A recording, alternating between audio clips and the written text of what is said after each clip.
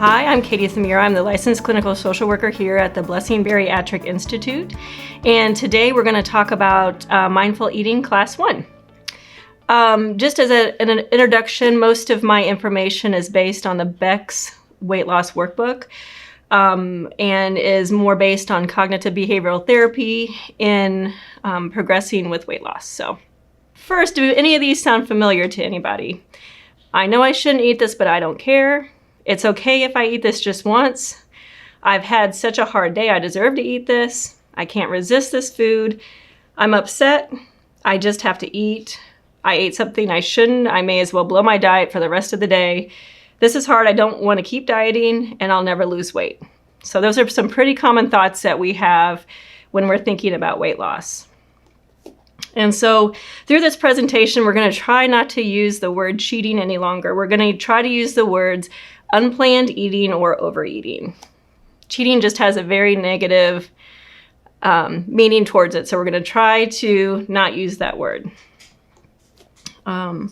This is, again, based on the cognitive behavioral therapy modality of addressing thoughts that affect our behaviors and our emotions. And so all of those are very interrelated.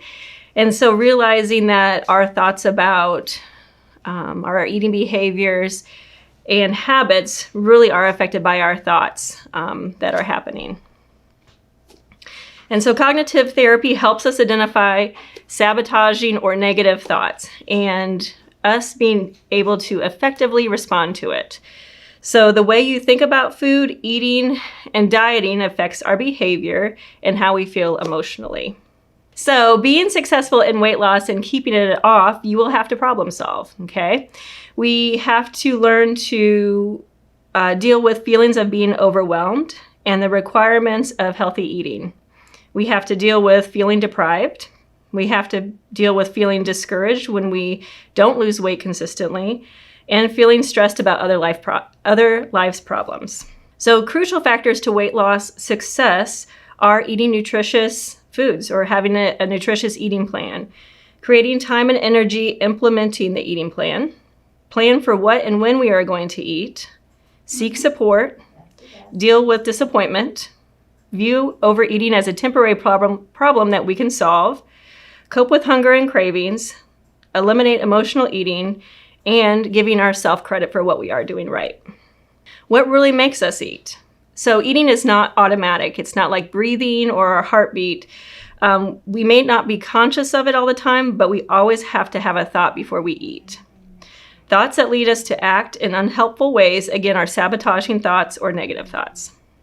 Sabotaging thoughts encourage you to eat.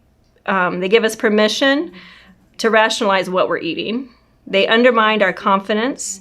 And so we have two different kind of muscles that I'll talk about, is like the resistance muscle, which gives us confidence in making decisions that are good for us, or the giving in muscle, which, again, giving into those temptations that we're trying to push through. Disregard information provided through this education and increase general stress levels. So again, that's what sabotaging thoughts will encourage us to do. So eating begins with a trigger. So it can be a biological trigger, so that can be hunger pains, thirst, and hormones. Environmental triggers, which are seeing, smelling, watching TV about food. Mental triggers, thinking about food, reading a description of food, recalling something that you enjoyed. Emotional triggers, which are unpleasant feelings such as boredom, fear, sadness, anger, and frustration. And social triggers, which are people who urge you to eat or situations in which you want to be able to eat like everyone else. So this is the flow of what a trigger looks like. So you encounter a trigger, you have a thought, you make a decision, and then you act upon that. Characteristics that influence our eating habits are you confuse hunger with the desire to eat. You have a low tolerance for hunger and cravings. You like the feeling of being full.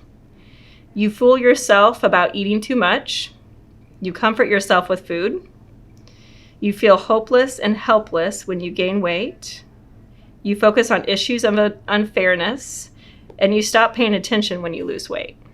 So let's get started. So getting ready to learn some of these cognitive techniques to help prepare us mentally and our environment for healthy eating.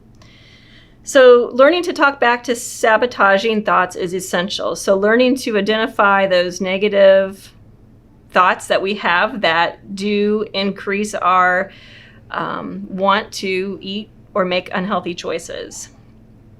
We will start by, you'll need to have a coach, practice, time, energy, and the right mindset.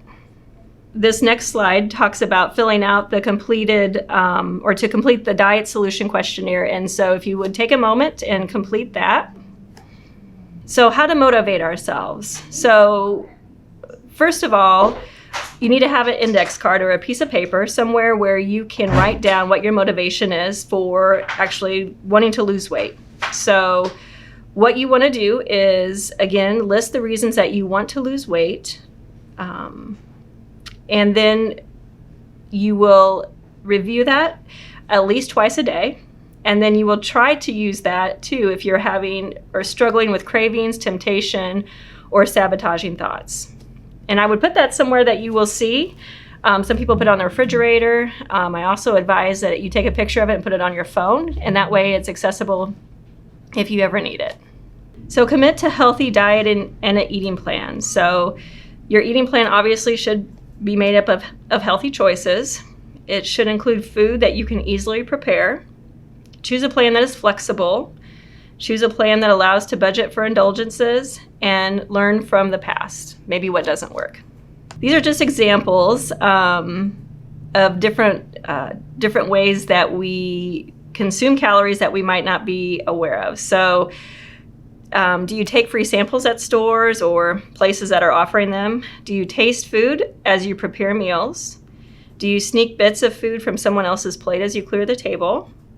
Do you spoon ice cream out of a container or eat snacks out of a bag?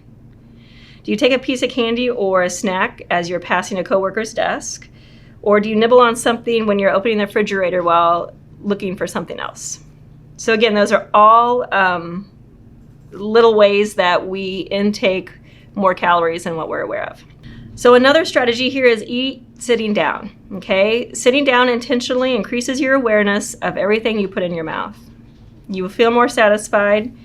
You will create a reminder system to sit down to eat, and you challenge yourself and keep notes of positives and negatives of being able to complete this. Giving yourself credit. So this is very, very important because again, we're focusing a lot on the things that we need to do, but in the big picture, you are probably doing some things that are good for yourself and positive. So create an account every time that you acknowledge a positive behavior. So you can drop a coin or a dollar in a special container. Make a note in your notebook if you have been struggling. Review and acknowledge what have you done. So if you make a mistake in your eating, do not be too critical, okay? Because this will impact your confidence, which again, can have a negative impact on your mood and just wanting to give up. So eating slowly and mindfully. Eat slowly. When you eat slowly, your brain has time to register when full. So it should take you 20 minutes to eat a meal. When you notice and enjoy every mouthful, you feel more satisfied when your food is gone. So again, how to slow down. Change something in your eating environment, such as using a cloth napkin or different dishes. Eat something hot. Pay attention to your body. And look at the clock and notice when starting and finishing a meal. How to notice what you're eating. So try to eat in a relaxed atmosphere. So being able to focus on what you're doing. Don't try not to eat in a car or while the TV is on or looking at your phone. And again, trying to train yourself to eat with minimal distractions. Another important part is finding a coach. So this is somebody that helps motivate you, keeps you on track. It's important to find somebody that will hold you accountable and just not give you kind of a pass or be okay with excuses. Somebody that helps build your confidence and help solve problems, along again with keeping you accountable. Your environment obviously has an impact too on being able to lose weight. So you want to remove personal temptations. So again, if you know that sweets is something that you really crave, then probably not purchasing them or having them in the house. Rearranging your dishes can help. That means basically putting smaller plates or cups and using those instead of the extra large plates that we're used to. Consider others. So tell everybody at home that you're going to be eating in a healthy way so they're aware. And ask, would you be willing to help me make these changes? Again, getting kids on board is important too, and making them aware that there's going to be some diet changes in the house. And then lastly, do some creative problem solving. So that is class 1 of mindful eating. So we just kind of got an idea of some of the basics of where to start. I also encourage people to get a notebook to make notes, because throughout classes 2, 3, and 4, I do have some either recommendations for people to kind of make notes in their journal.